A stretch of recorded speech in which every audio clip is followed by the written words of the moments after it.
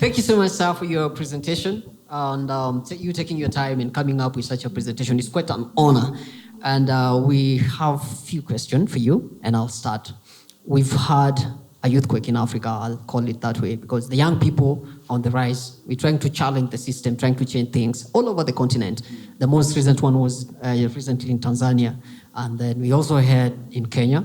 And why did you, with your African roots, especially Kenyan roots, why did you dedicate a whole decade, unearthing and discussing a man from Harlem in the United States and not a man from Africa who will maybe motivate us as young people? Why was that so? Why did you go for?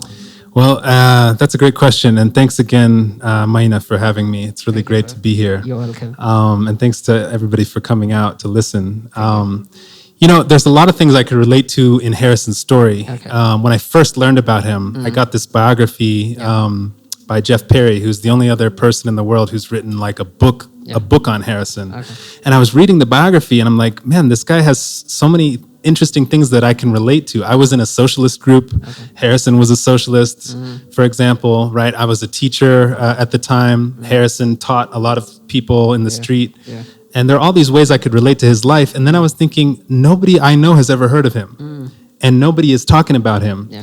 And so it was that combination of, here's a really fascinating figure who nobody knows about, or not enough people know. Okay. So I decided I need to study this guy for myself, but also for the benefit of others. Okay. So in short, the book is dedicated to who? It's dedicated to the youth. To young people, yeah. Okay, okay. Yeah. So, still on the same thing, that African uprising, especially the young people. Where do you think we are going wrong? Because we've had a lot of young people being killed in these struggles, and they end up not so nicely. As a historian and as an author and as a man who was really deeply researching movements like this one, where do you think we are going wrong? As young people, especially in Africa? Yeah, it's a great question. I mean, first of all, let me say I was so inspired when I saw the Gen Z rebellion in this country, especially last year. Yes, yes. In fact, we were marching with Manasseh in Bungoma town on that day, on June 25th. Oh, you were on We were marching. And it was a beautiful day because so many people were out who had never marched before. Were you tear gassed or you? No, there wasn't anything like that, thankfully. Okay. Bungoma town wasn't as extreme as the things happening in Nairobi. Okay. But I remember we sit down, we want a break, so we go find a restaurant, we sit down, we're getting some lunch. We look on the TV, we're like, hey, Parliament's burning. Yes. Somebody set the Parliament on fire. Yes. That's when I realized, like, wow, this thing is huge. Yeah. So I love the energy of the Gen Z rebellion. I think the one thing that I see that is missing is a independent political organization. Okay. Because the sentiment was leaderless, fearless, tribeless, partyless, right? Yep. Because people understood that all the parties were part of the problem and corrupt. Yes. And I understand the desire to reject parties. But I wanted to see a Gen Z party because you cannot contest for political power without a party. Yes, sir. So if all the ones that exist are corrupt, you have to build your own. Okay. And so that would be my message is like, where's the Gen Z party that's not going to get corrupted? Some of these folks, Casmuel, they've been corrupted. They've been co-opted. Yeah.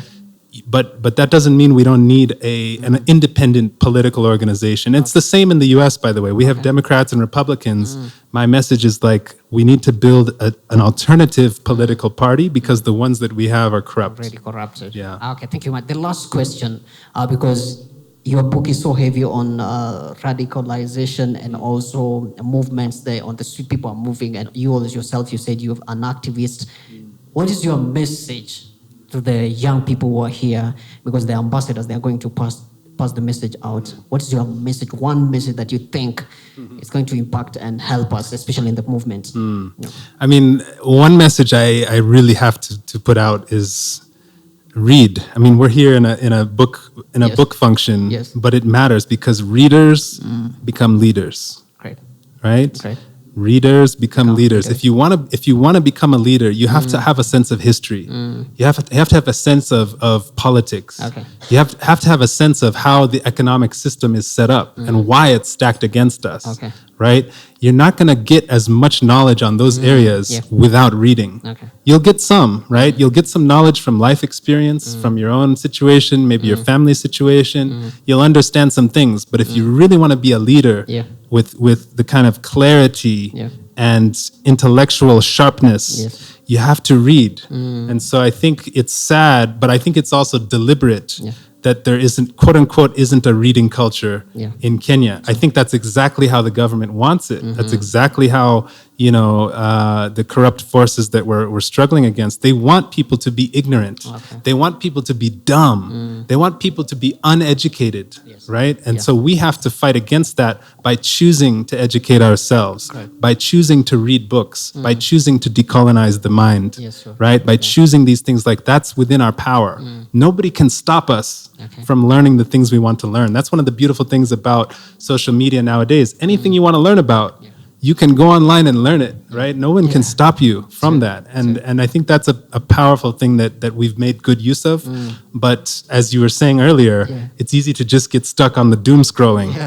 When the real knowledge, the real depth of knowledge is actually in books most of the time, right? Books, documentaries, people who've really spent time. Like I spent 12 years writing this book because this is knowledge you're not going to get just anywhere. You're not going to get this knowledge in school. You're not going to get this knowledge from movies, from Hollywood. You're not going to get this knowledge, just anywhere. Like it's something you have to go and dig for, like an archaeologist. Right? You have to pull out these freedom fighters that they want us to forget, that they want us not to know about.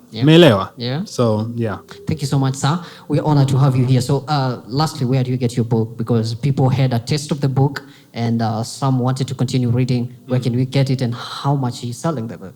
Yeah, so the book is available here. I was hoping to sign some copies and sell some copies after this event or whenever we finish. And I have to say, by the way, I'm offering the book at a special discounted rate. The books cost me 3,800 Kenya shillings. They cost me, even though I get a discount as an author. But I know that that's like too much for most Kenyans. So I'm selling it at 2K, which is like 2K. Basically half the price that I pay. I'm literally like coming out of my own pocket to make it available. So it's going to be 2K. But I have to also say, you're not just buying a book. You're buying a piece of my heart and soul.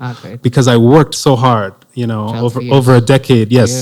Like researching, writing, revising, all of that work to pour myself into the book. And as some of you saw in the preface, it's not just a story about Harrison, it's also a little bit of my story as well, and sort of the relationship. It's like when you walk with a figure for so long, you develop a certain kind of spiritual connection that is sacred and very powerful. So that's part of what I'm offering to the world with this book, and I'm so excited to be able to offer it finally for the first time here in Kenya. Amazing. Thank you so much for that honor. Lastly, where do people get you so that they can be inspired, follow your work, maybe online, social media? So my Instagram, if you want to add me, it's Dr. Kwoba, dr.kwoba. I also have a website, briankwoba.com, if you want more information, more podcasts, media stuff. Those are good places to start. Okay. Thank you so much, Dr. Kwoba. Thank you. We are so much honored and thank you. We can clap for him as we wind up. Thank you. Lastly, sir, you are in Africa, even though you are a Kenyan, and here I usually say, mgeni akuje, mgeni akija, mwenyeji apone. We're launching our very first merchandise. It's right there. And I want to offer it. It's a t-shirt. I want to offer it to the highest bidder. And, the way you're going to buy this merchandise will determine if you are going to be successful or we are going to be failures in this. Can we take some questions from the audience? Okay, anyone with a question? Doctor, you had a question. Oh, we almost forget that. Okay.